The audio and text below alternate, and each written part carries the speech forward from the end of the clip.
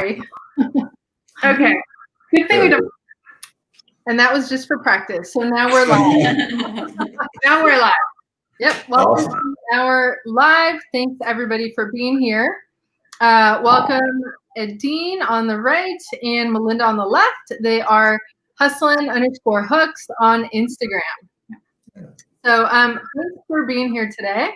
We really thank you guys for having us. Yeah, thanks for having us. We're extremely happy to meet with you guys, to be here today.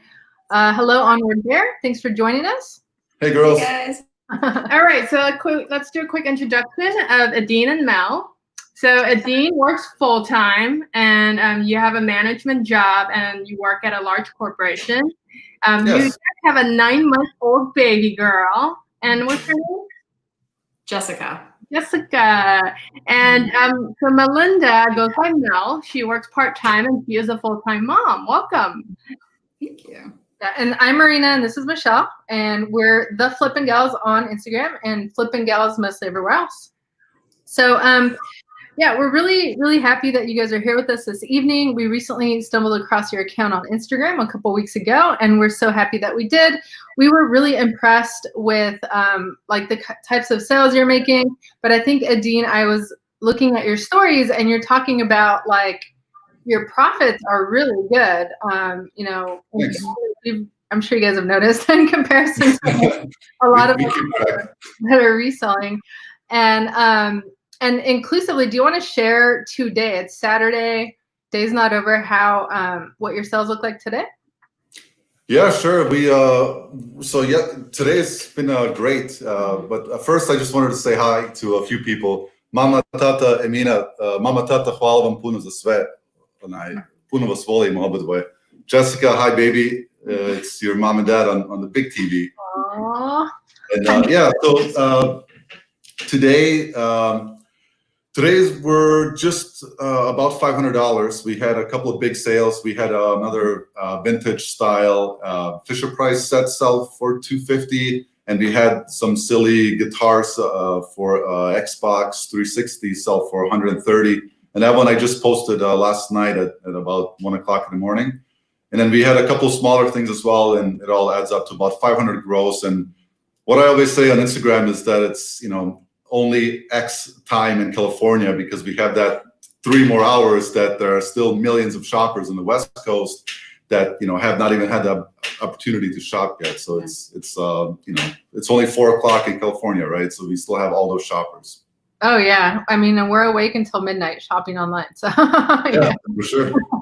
That is really cool. Congratulations on your sales today. And I mean, looking at your account, I'm not so surprised because seems like you guys are pulling these on the daily. Mm-hmm. And so on that note, you mentioned you're from the East Coast. We're from east of Los Angeles. Where are you guys from? Grand Rapids, Michigan. So we're Midwest, kind of smack dab right there in the middle.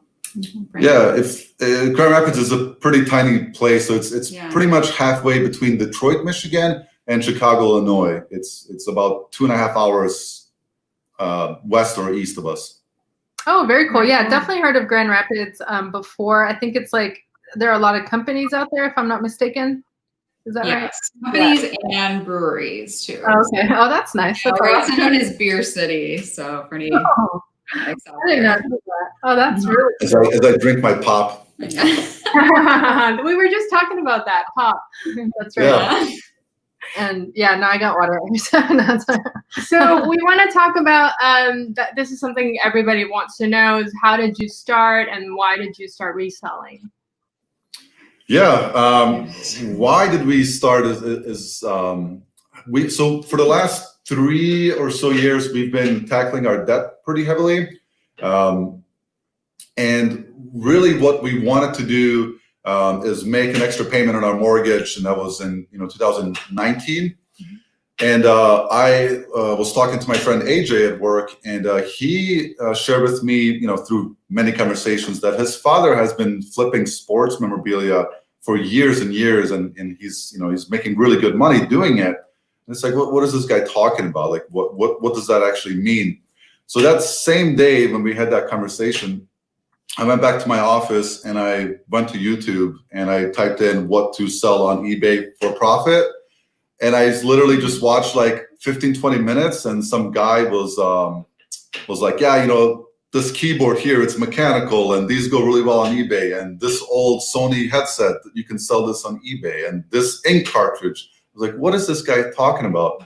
So I literally that day went on a garage sale and found some ink cartridge and some other stuff. And yeah, so that's how we got started. And then that was literally when Melinda was 9 months pregnant. Yeah, I was about to pop. Yeah, she was ready to go. And I started watching these YouTube videos, and to this day, you know, I mean, there's so much great content, but Cincinnati Picker was the guy for us. And we just watched, or I watched his videos as Melinda was making puzzles, and she walked by and she's like, what are you doing? And it's like, well, I'm watching this guy like garage sale, because it's like, how do you explain to someone that you're watching someone pick through someone else's stuff at a garage sale? Like, who does that? And so she like giggled at me. She was a little bit confused, and she's like, well, what are you doing? You know, at the same time, I'm like, how are you just sitting over there with 1,000 random pieces that are all the same color trying to put it together? You know, so that doesn't make sense to me. So anyways, a couple days passed, and she started watching the same content. And I was, oh, thanks, Mom. And that's my mom. So she started watching the same content. And then literally while we were in the hospital, we made our second official sale, which was a graphic calculator that we just had stowed away. That was literally the night before our daughter was born. And then 5 days after our daughter was born, we took her to her first garage sale. Mm-hmm. And yeah, that's how we started. And like I said, the goal for 2019 was to make one additional payment on our mortgage, and our goal was $500. You know, that was a large enough sum after fees and taxes that we're just going to add to the mortgage to reduce the debt. Yeah, we had already been pretty aggressively trying to pay off our mortgage, because that was our last debt. Yeah. So we stumbled on this, and we're like, we'll just add whatever it is onto what we're already paying down on it. But I don't think either of us could have predicted making this much money at this point in time. Yeah, it's crazy. It's pretty bonkers, and that's the thing. It's depending on people's perspective. You know, are we making a ton of money or a decent amount? I mean, for us, it's a ton of money because we literally do it in between our lives, right? And so for us, the amount that we make pretty much daily is pretty astonishing. Yeah, I mean, like you said, you have like your full-time job, Melinda, you work as well, you have a child, and then you do this on top of that, right? So, and so, yeah, so no, I agree. It is very astonishing. And that's why, you know, we're excited to have you guys here, and hopefully other people who are trying to do the same thing as you guys and as us, right? Which is basically like, for you guys, it's becoming debt-free. For us too, we do have a lot of debt still, so that's going to be a ways away.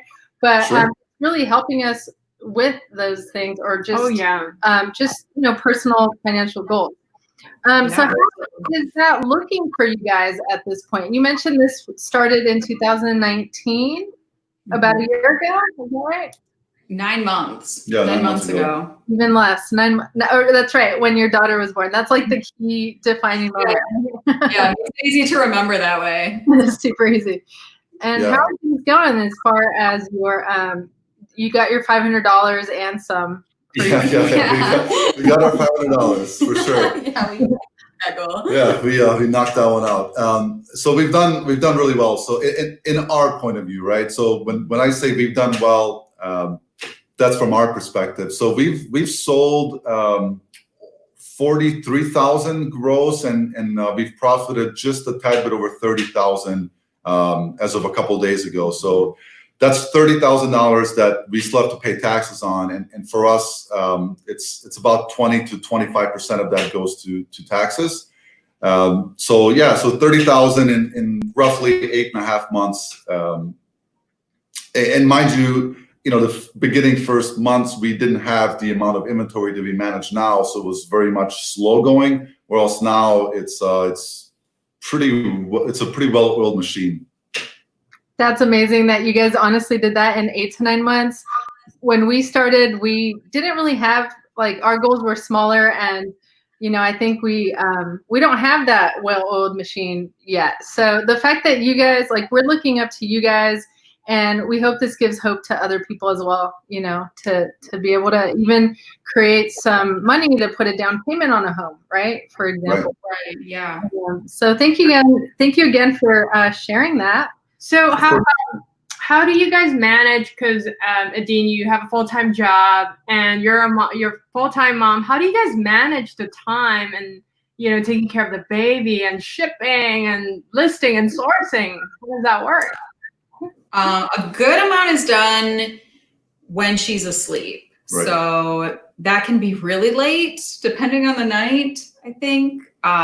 So that's mostly when we do the shipping and the packing and get that done. And everything else is just fitting it in, I would say. Yeah. I've tried to take as many pictures while she's napping, or we're constantly on Marketplace, kind of looking through for deals when you're at work. Yeah, so it's just literally, I think the correct thing to say here is that if you truly want to do something and you are dedicated to that goal of yours, you sacrifice. So in the last 8 months, I have not slept 8 hours once. On average, I sleep anywhere from 3 to 5 hours a night.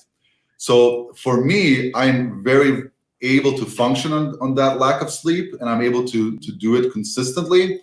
But there are times where I kind of just need to take a day off, right? But it doesn't happen very often. So it's just the reason why we chose our brand name or Instagram name, whatever you want to call it, is because it really is a hustle. And I think just like most words in the English dictionary, words just get overused. So when someone says, well, I hustle, it's like, well, do you really hustle, or do you just kind of use that terminology, right? Because to me, hustling means that you sacrifice and you do it and you get it done. And although I don't believe in bullying, I do believe in bullying myself. So on that day where I don't feel like it, I bully myself into getting it done, because not only is it for our financial freedom, for our family, but we really want to change our family tree. So if I have to sacrifice my time and do nothing else, I'm happy to do that, knowing what the end goal is and knowing what types of freedoms we can establish and knowing what we can do in this world and give back to this world. And so that's really when we get it done. There's no stopping. There's no day off. We recently went to a cottage up north, and even then we were listing and sourcing. We found a PlayStation up there. We listed a couple $100 worth of dolls on a old tablecloth. So we just do it, and we don't stop. That is so cool. Like, you're showing us how dedicated and passionate you are, and honestly, like, to see your numbers, it's like no coincidence, right? So I mean, that's also really, really important for everyone to know, is that there is dedication. It's not. It almost seemed like, oh, you guys got lucky, but it's not. Now we're finding out. No, there's a lot of work that goes into it, right? Probably it sounds like you guys are really strategic just from talking to you guys for 15 minutes. And committed. So so definitely thank you for sharing that. So what platforms do you guys sell on? It's primarily eBay.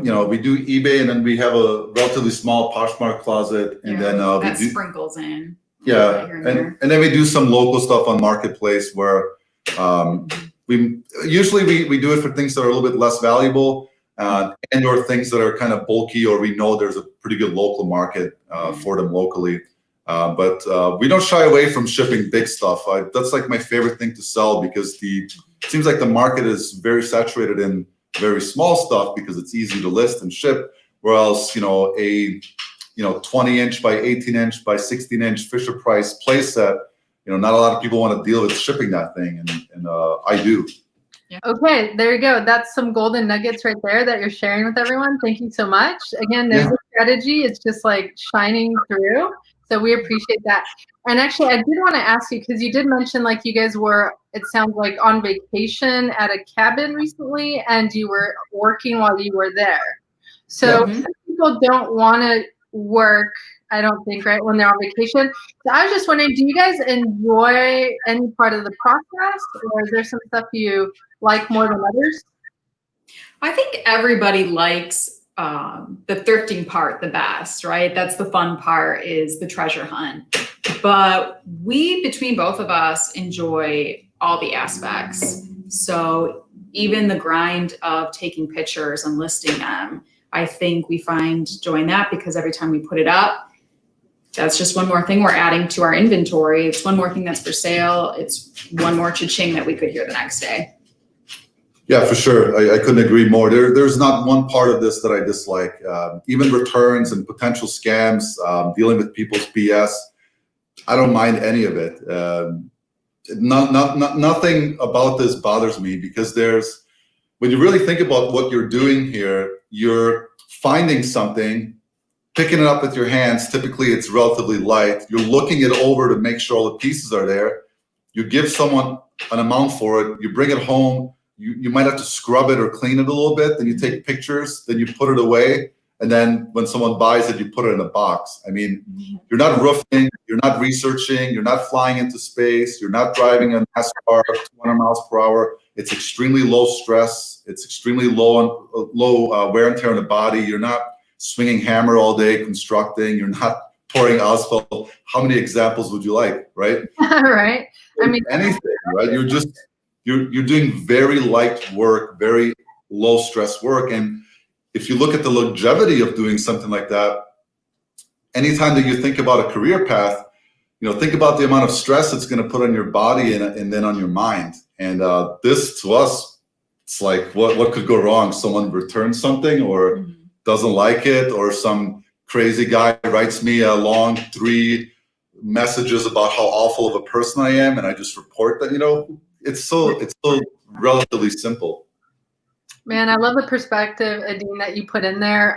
We were just talking about this today, like how fantastic and cool is it that you can make money from home? Because you guys are at home, right? When you're doing this, or space? Okay, yeah, we're at home too, and like you can be in your pajamas, you can have the news, you can have a movie on. It's so fun. We love it. We share that passion that you have as well.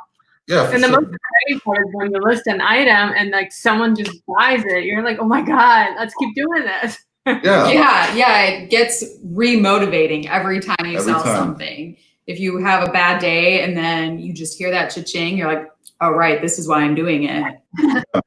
There's been so many times I've posted on the Instagram story. It'll be like 1 o'clock in the morning and I'm dead tired. And then I hear that cha-ching and someone just dropped, $50-$60 into our account. And it's like, all right, I got another half hour in me. That's fine. That's really cool.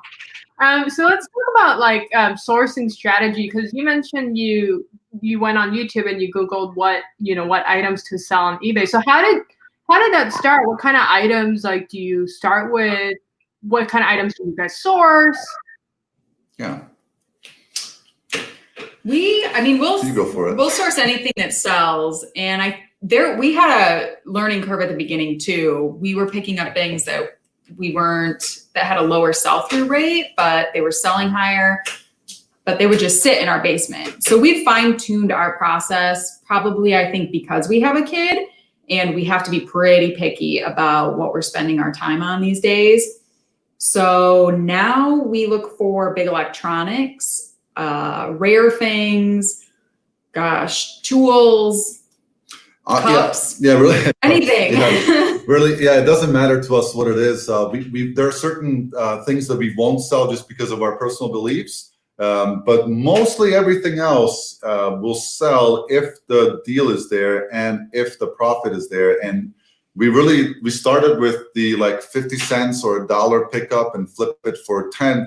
And that was kind of our hope was, well, can we make a $10 gross profit on this? And if we can, then we're happy to do so. And then, like Melinda said, after we kind of realized the amount of time it takes to manage all of this, we really started sourcing higher end items and paying up for items. And for example, the first 2 months of this year, we were averaging about $22 net per sale. The last 2 months, we've been averaging $33 net per sale.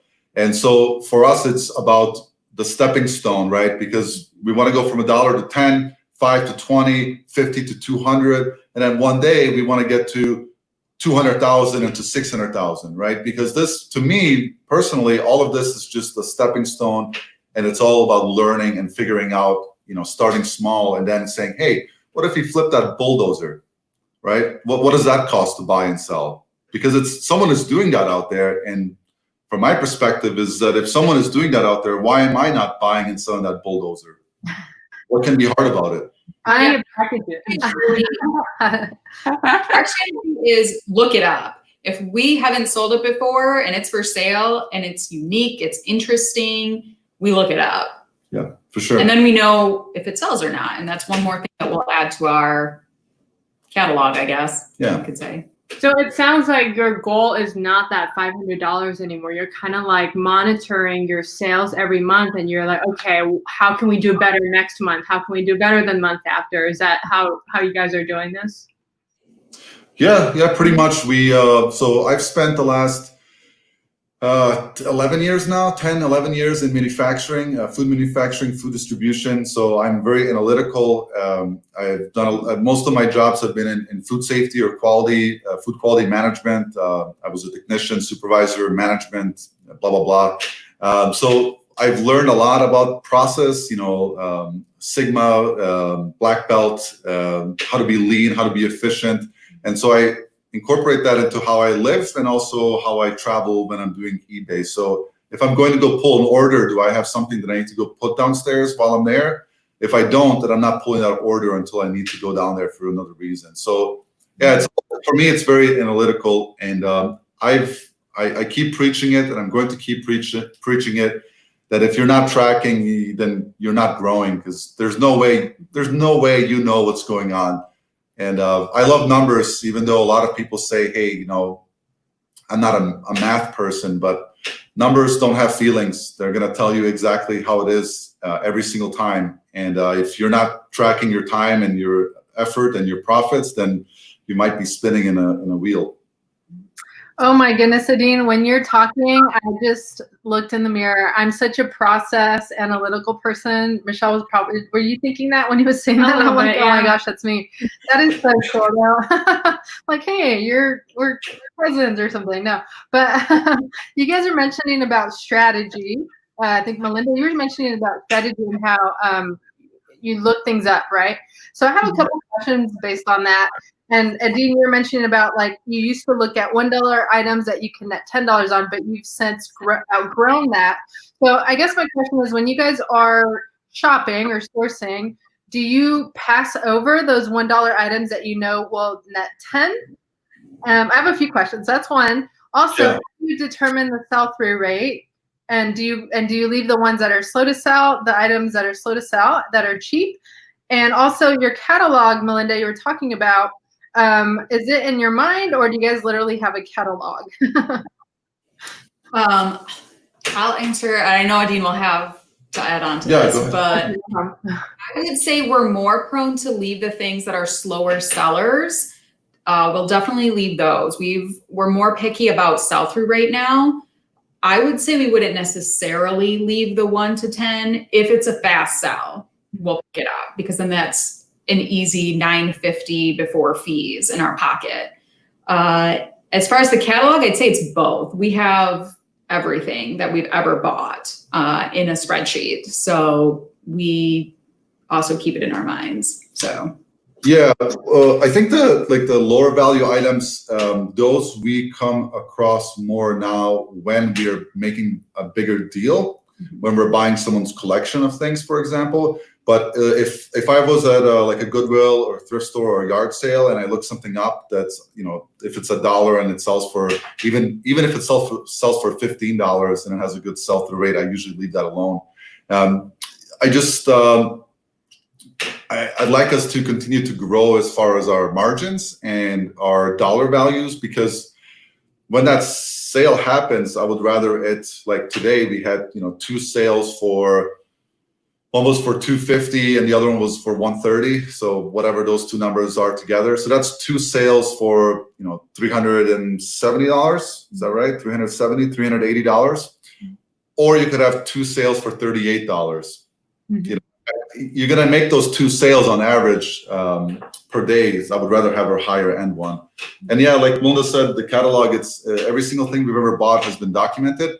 But also it's just in your mind. You just know, typewriter, vintage Fisher Price if it's complete, and that's the cool thing about doing it with Melinda is that our searches in Marketplace, for example, what gets popped up that's recommended for us is different because she might be searching 7 different keywords that I'm searching. So I'm doing something in the house and she's like, hey, go pick this up. I just found this great deal. Whereas it didn't pop up on mine because I may have been searching for something else, like Chris Lloyd backgammon, for example. And she's learning or she's searching for like Flyknit Nikes or something. Oh, that's really cool. Yeah, that's like kind of how to harness the power of having two people in a reselling business, which there's a lot of just individual people, but like if you're like a husband or wife team, or you have 2 people, you can benefit a lot from that, right? It sounds like. For sure. Yeah. All right, so we want to get into a little bit of the meat of like tips for those who are watching. I think a lot of people, are very impressed with you, motivated by you both, and I am not surprised the more we talk to you guys, why you guys are doing so well, and I can't wait to see how you guys do within the next 8 to 9 months in the future. Honestly, I'm very excited about that. But so for those of us who are selling those lower end items and not quite making what we need to pay off our bills or whatever, what do you recommend as far as like maybe some sourcing strategies go, and then after some selling tips? Yeah, I don't think there's anything wrong with lower end items, and I don't think there's anything wrong with selling a low dollar amount thing. You have to personalize it to you, and that's the beauty of all this. Your startup cost can really be $0, and if you're really motivated, you're gonna hop on your bike or even walk if you don't have a car, and you can go down the street or a few blocks down and pick up free boxes that someone posted. You can bring those boxes home, you can sort them and charge $1 per box, and someone will buy them within an hour, and you can take that and buy your first thing. It literally takes 0 investment, right? And as far as selling those lower item things, if your strategy is, hey, look, I want to sell 10,000 of these $10 things, go for it. There's nothing wrong with that.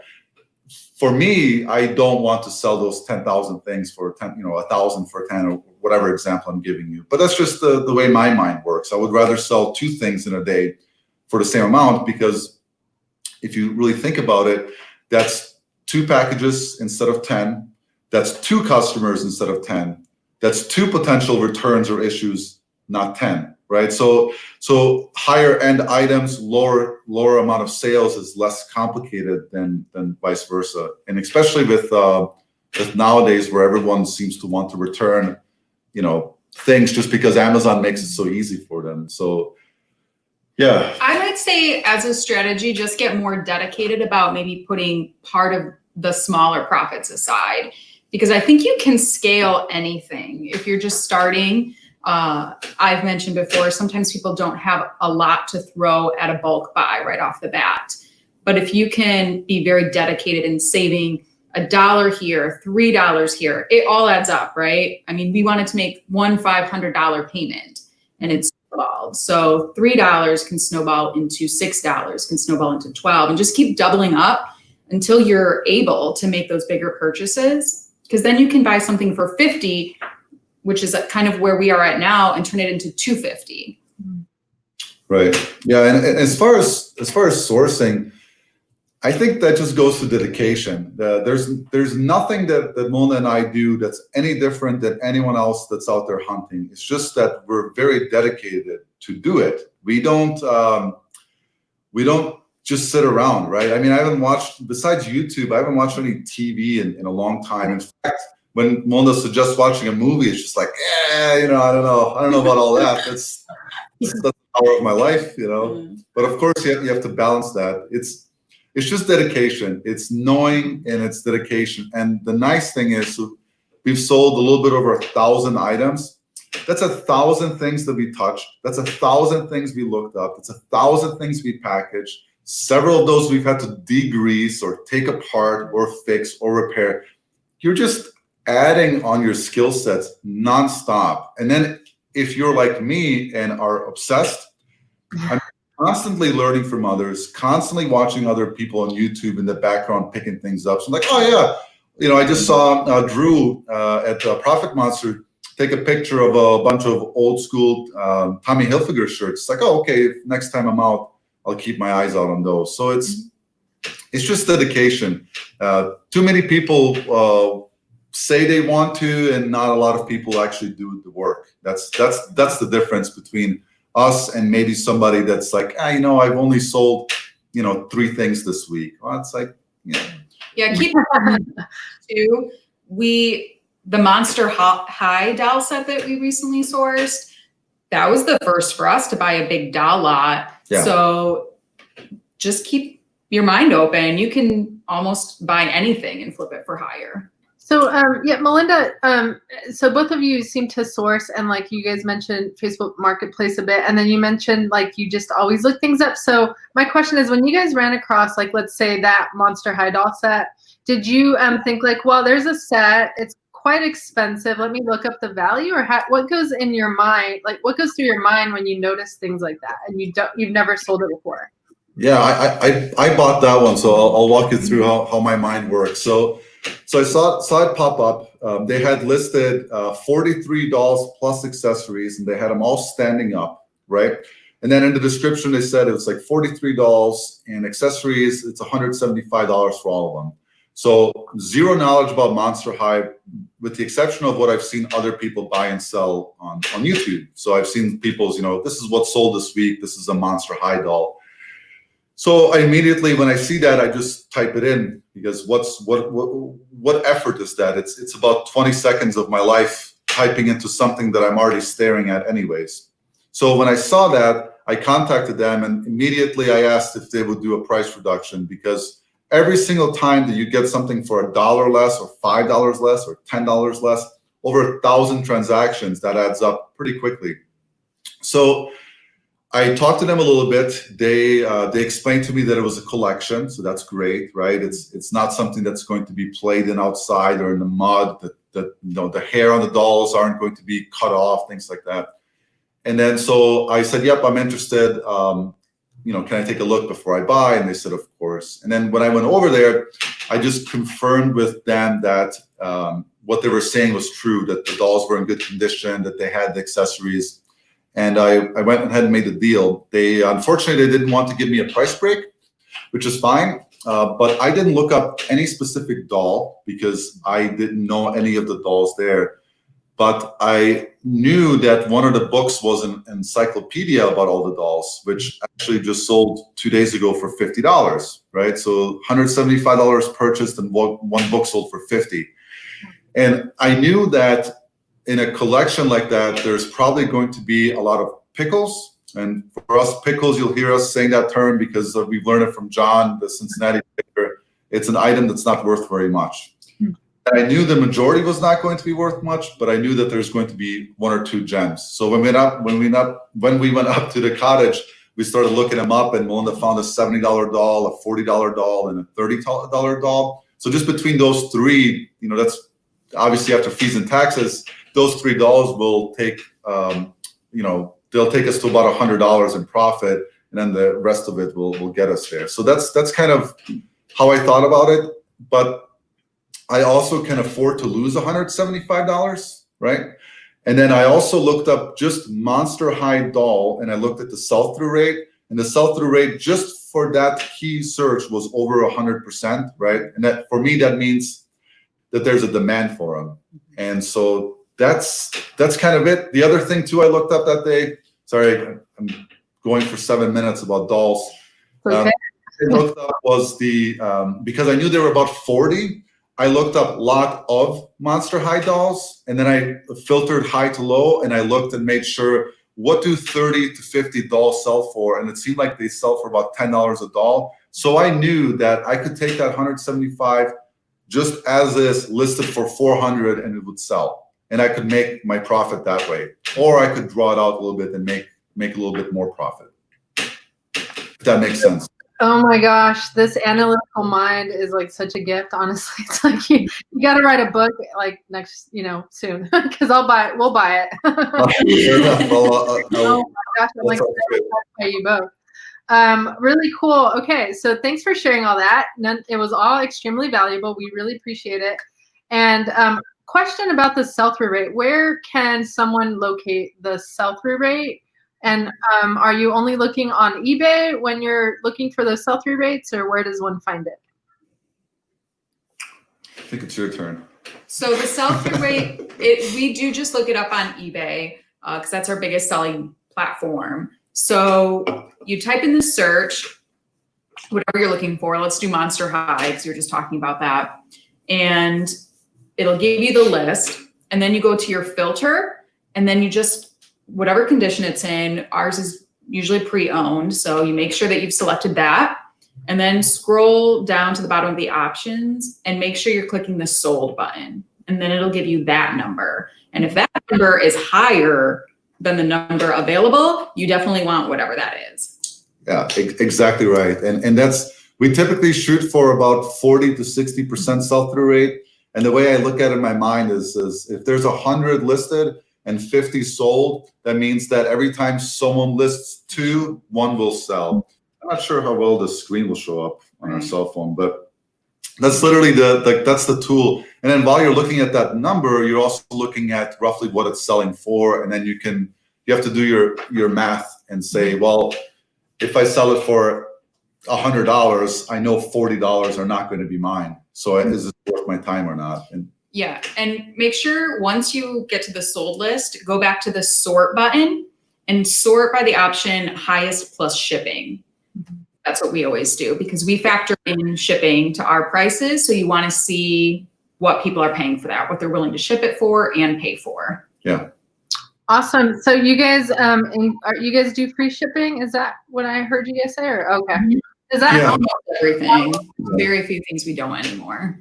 Oh, okay. Yeah. So the next thing we're gonna ask you guys were about offering some selling tips. But before we do that, going back to what you said, Melinda, was that so to find the sell-through rate, you filter it out on eBay, whatever is sold, and you said if the sold items have a higher price than the current selling items, that's a good thing.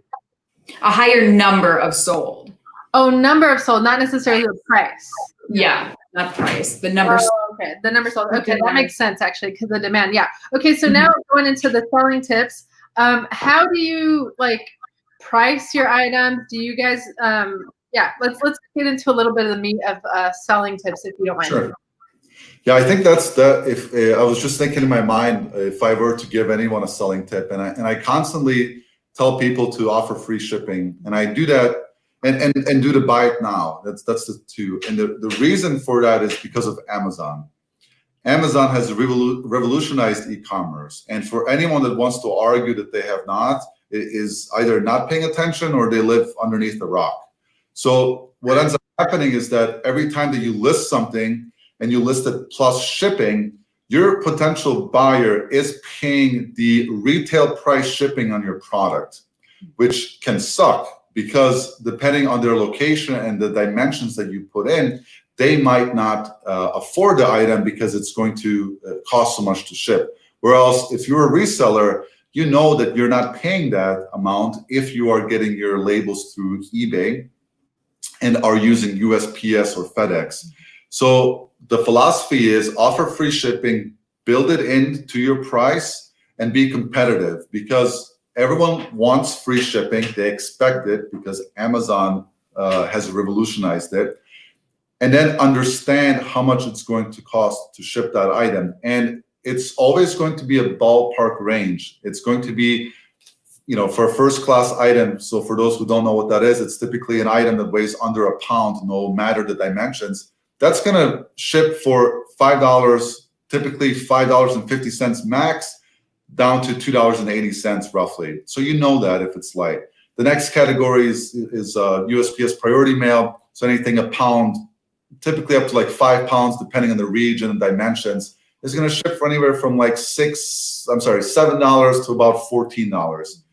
And then for us, anything big, and we're saying big up to like 40-inch by 40-inch by 20-inch and lower, that's going to typically ship with FedEx, and it's typically going to ship for anywhere from $20 to $40, unless it's going to an island or to Hawaii or Alaska, which I guess Alaska is not an island, but that's the risk you take with free shipping. But the thing is that if somebody buys an item for $50 and they live on the West Coast and it's a big item, it's going to cost that person about $60 to get that item delivered.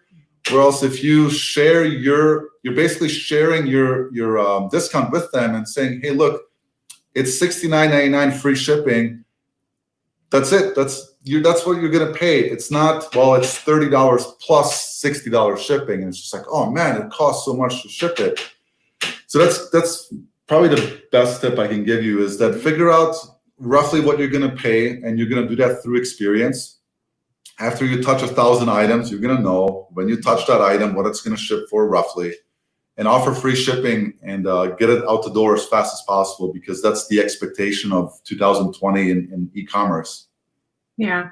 And do you guys use the eBay shipping only? You don't use anything like private ship or any other services?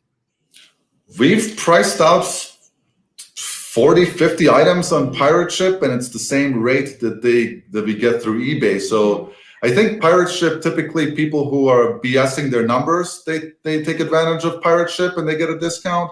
Or people that don't know how to ship through eBay and they're paying retail and they're like, oh, Pirate Ship is the best. It's like, yeah, it's the same. It's the same discount. It's the same percentage for USPS. So no, we just go through there. Yeah, that's what we noticed too. I do have another question about, the items that do really well. Do you actually go back and try to source more of the same item? And do you buy like a lot of them? And is that sort of one of your strategies? Yes. If there is an item that sells high and sells quick, we are definitely always on the hunt for those. Yeah. That becomes a regular search in our marketplace when we go to the thrift stores, when they're open. They're not open in Michigan yet, or online, wherever we see it. But we are also keeping in mind to semi-check that sell-through rate depending on what it is. We recently had a great couple months with bread machines, and bread machines are still awesome, but we have to keep in mind that maybe they're not going to be quite as fast now that people are leaving their homes. Mm-hmm. So always be on the hunt for the things that sell well, but also be checking them to make sure they're still selling well. Right. Yeah. Mr. Coffee Frappe Maker is a good example of that. Also because, Starbucks shut down for a while. People had to start making their own coffee. So for some reason, they were willing to pay up to $130 with shipping included for a machine that makes coffee and then grinds your ice. Mm-hmm. Right. So we flipped, I think, 6 or 7 of those. And if you look at the sales comps and if you rank them high to low, the highest 5 or 6 are ours, because we knew that there's a demand for them and we priced accordingly. And we just made a sale, which is awesome. Congratulations. Thanks. Yeah. So that's another question. Like, it seems like you guys we keep up with trends, just by following other accounts, and also a little bit of like just thinking like, oh, hey, Starbucks is closed, there's going to be a demand. Is that what you guys do as well? Do you guys like figure it out on your own, or do you find your information from other places? Both, I would say. I think it's a mix, because there are things that I pick up that sort of ping in my mind if I've heard it being resold by other resellers. Right. So I'll remember that in the back of my brain somewhere, look it up, make sure it's still selling well, and pick it up if it is. But also, I think following trends is always a good idea. Yeah, I think that's pretty much right. I mean, I'm the amount of free information that's out there for reselling is bonkers, right? And if you subscribe to our channel on Instagram, I'm bombarding you with information constantly, and all you literally have to do is like open up your heart and take it in, right? And I've heard of people saying like, well, if it's a bolo or something, something to look out for, be on the lookout for. Well, if you share it as a bolo, well, then it's not a bolo anymore because now others will find it. And it's like, listen to me. Every single house in this country is packed with stuff that people don't use or don't want anymore. If you think that you're the only one that can source every single bread machine in this country, you're out of your damn mind. So for me, it's like, hey, look, we sold our 7th machine. We're going to share this with people, and I'm going to write you how to test them, and I'm going to call you, and we're going to talk about it, and I'll educate you about dough because I know dough. I've worked in dough making facilities, bread making facilities, and we'll learn together. And I am so happy when someone sends me a note and says like, hey, I just sold my 3rd one. It's like, that's awesome. I'm so happy for you. And I'm genuinely happy for you. I'm genuinely happy for anyone that does well. And even if I see someone here locally and they're like, oh, I got there before you. It's like, don't worry, I'll outwork you. Yeah. This is enough, and I'm still gonna be listening. So good luck to you. There's competition, of course, but there's so much stuff out there. I mean, it's just an abundance. I don't know how to explain it any other way. It's just like, just go get it. I mean, it's out there. People are giving you their money, and all you have to do is open up and take it. It's crazy. Yeah, that's so true. And that's why we love you guys' energy too. And you guys are so authentic and real, and you just want to help people. And that's what we want to do too, is to show people that, hey, everyone can do this. You can make money. If you lose your job, there's something you could do. There's always something you could do. Yeah, for sure. Yeah. And it can be life-changing depending on how much you want to work for it. Maybe you just need enough to send your daughter to ballet class. That's life-changing for her and for you, or to make a car payment. Maybe you need a car and it'll open up job opportunities for you. Right. So we're all about that. Yeah, we're all about like telling people to contact us if they need help, and we take the time to do it. There's one person, hope you're not watching, that I haven't called back yet, but most people that I've said I'll call you, I will call you, and it doesn't matter what time of day, and I'll walk you and do it. And I'll walk you through it.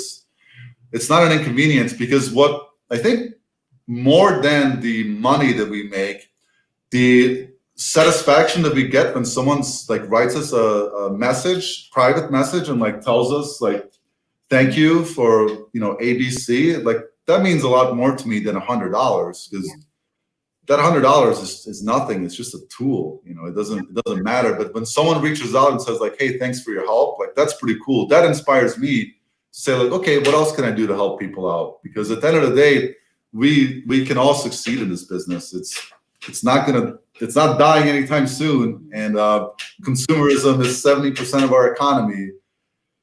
Yeah. It's in fact, reselling will go up, and supposedly the big retailers, or not the big retailers, like the malls will probably, like a lot of stores are closing down now. So you think there's more opportunity to sell things. Yeah, of course. Yeah, e-commerce is just going to continue to grow. It's an amazing thing. I mean, who doesn't like their coffee beans delivered to them the next day? I mean, how astonishing is that? That's a great thing. Speaking of stores closing, how has COVID-19 impacted you guys? Has it impacted your sales at all, or anything?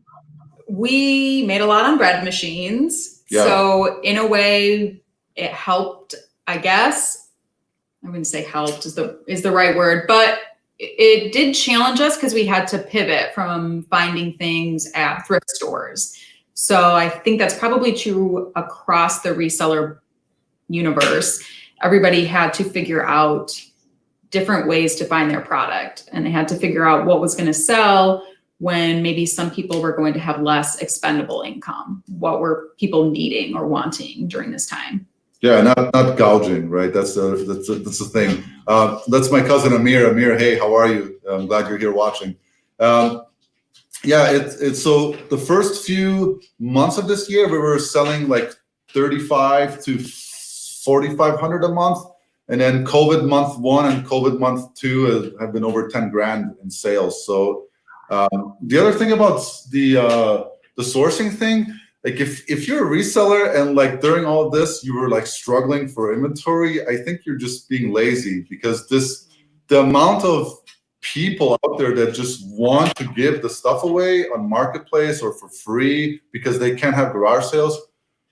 Like we've sourced so much product, not from our thrift stores and garage sales. Like so much of the stuff has just been through communication and talking to people and saying, hey, you're selling me this. Do you also have that? I sell online professionally. If you're cleaning out your basement, could you please let me know next time you do it? And they're like, oh yeah, sure. Because they just want to get rid of stuff. They don't care. You know, most people that I've interacted with, they don't care. Yeah, absolutely. We noticed that too. We picked up quite a few items because they're all saying the Goodwill stores are closed, and so they can't donate their items. They don't know where to take it to. So Right. They need an outlet. I agree with you. It's we got a lot of free stuff during this time. Yeah, and like being in the e-commerce business, because we are selling online, is actually like you said, you guys are making over 10,000 during the COVID time, and I mean, I don't think it's anything to feel bad about. Like I think it's. I feel bad about it. Why would we feel bad about it? We work our tails off and we're providing products and services. Exactly. Like, you want me to feel bad about working for my dreams? Okay, good luck. Right. No, I think it's. I mean, and I think it's a blessing all around, right? It's a blessing that we have the services. It's a blessing we have carriers that are delivering these items to people who really need them during this time. Like it's actually, I think it's a positive all around, both from resellers who can provide the items, like like you guys working extra hard and us during these times, and then people who can't leave their house because they're they have some issues with their health and it's dangerous for them to leave and they can't and they depend on us. And not only that, but like as Melinda said, this is life changing. I'm a teacher and I'm a part-time teacher, so when I don't work, I don't get paid. So this has been life changing for us too, because at least I know if I don't work, I can do this and I can make some income, right? And so I'm really, really grateful for this. And also we have, a lot of friends. They're very interested in saving the planet. They're very interested in avoiding perfectly good items that work well, ending up in a landfill. And we're there too. We don't want that to happen. We are to buying secondhand instead of going to the store and paying top price for things, just because this is our planet, right? Like we all live here, and I think that's also a trend that's helping us out. Yeah, it's a great benefit. It's like a benefit. I mean, there are 2 guitars for the Guitar Hero and a drum set, and like 10 VCR DVD combos that all need repair. And I actually just found a great guy that's willing to do it for a very low amount. So instead of throwing away that product, we can just rewire it and then sell it. Obviously, we're going to make a profit because that's our business, but we're making that available for someone who wants it. And instead of buying it new, you're getting a great deal. I mean, eBay is a place where you can find great deals. Last time I had to buy pants. I'm a big guy. I bought them off of eBay. It was like 3 pairs, perfect size for me, for $9 a piece shipped. Like, how can you beat that? When I was dumb, I was paying $120 a pair. And they were less quality and falling apart. So yeah, you're making money, but you're doing a lot of things. We've recycled 40 pounds of batteries, since we've started doing this. We have another 2 giant bags full of batteries to recycle. I mean, there's a lot of benefit to it. Yeah. Wow, that's great. So I do have one question. So are you guys planning to continue to resell after you pay off your debts? Yes, oh yeah. Yeah, for sure. I mean, it's there's no stop. There's no going back now. No, absolutely not. No. Yeah, there's no way. Yeah, we have a plan in place. We're going to continue to share our journey. We have some relatively short-term goals and some pretty epic long-term goals, and we're just going to keep grinding it out until we get there. And we'll be debt-free in about 48 hours or less. Yeah. Wow, that's awesome.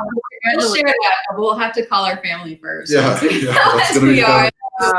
life-changing That is moments so and cool. all that We first. are so Yeah. excited for you guys. Yeah, so that's step one, and then we have a couple more financial opportunities and some plans, and then we'll go from there. But that's the one thing I want to keep reminding whoever's listening to this, and just to put it out there, money is nothing but a tool. That's all it is. It's you're not more important. You're not a better person. If you're a shitty person with a lot of money or not a lot of money, you're going to be the same type of person. So for us, this is just a tool where we can reduce the stress in our lives. We can plan for things a little bit better. We can give our daughter a good life. We can help those in need. We can support our families. That's what's important. The fact that we have money or don't have money doesn't matter to us. It's just a tool. And so we're going to continue to work towards those goals. And I think I remember when Mona was taking some courses. One course was, I probably can't pronounce the word. Philanthropy. Philanthropy. That word. and literally she came back after like a few weeks and she's like, all they're teaching me here is that not the only, but a really great way to make an impact in this world is if you sum up a lot of money and then redistribute it the way you want to.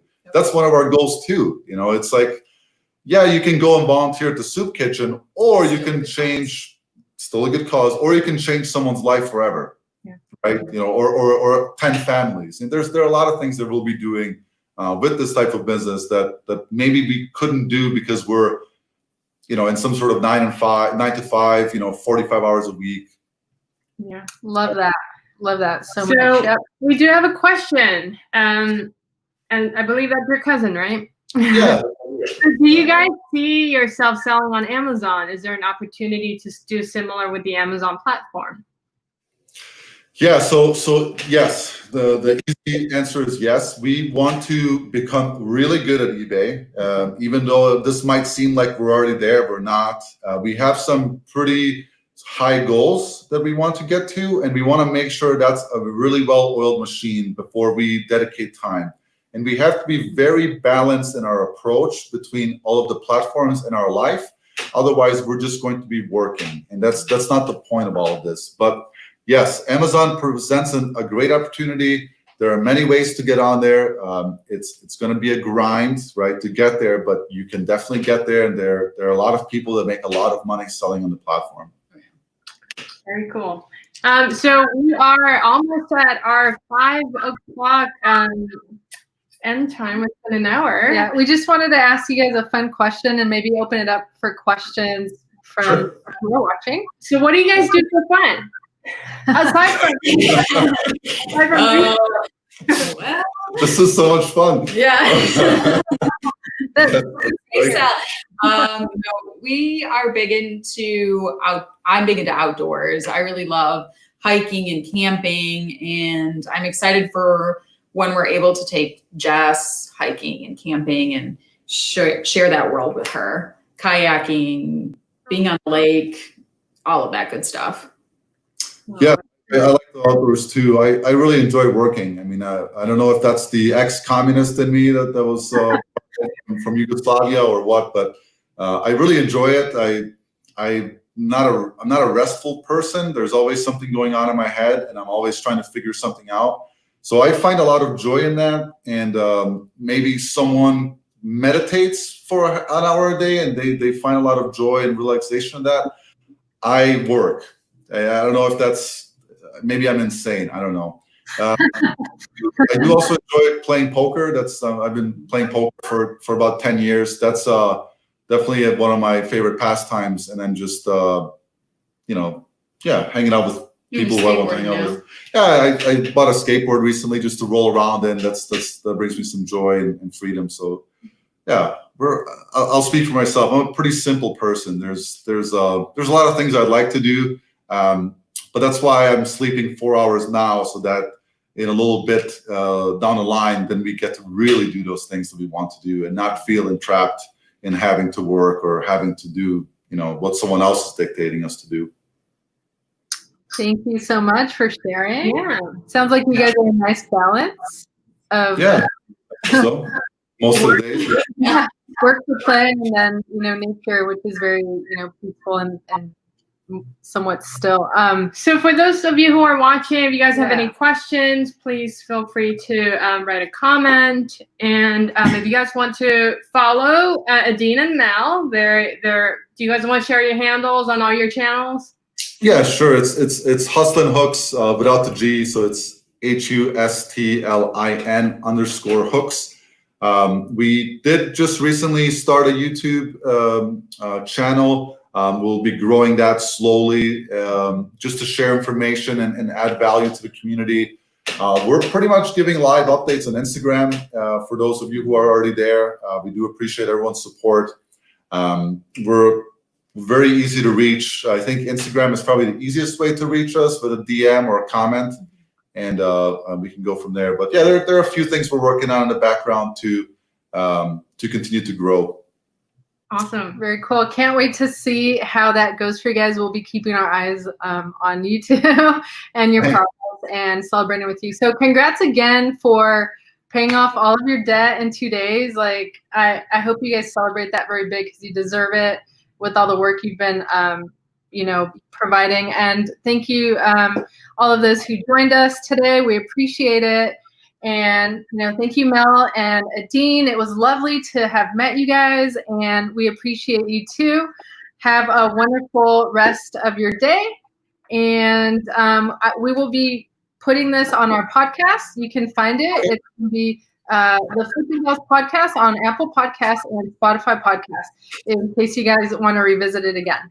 Sure. Yeah, that's awesome. Yeah, thank you guys so much for the opportunity. Yeah, thank you. We had fun. We'll hope to do it again someday. Maybe check in on us, at some frequency and time, and we can talk again and go from there. Very good. All right. Well, thank you guys. Take care. Have a wonderful rest of your day, and say hello to your daughter for us. Thank you. We will. Thank you. You guys take care. Thank you. Bye. Bye. Bye-bye.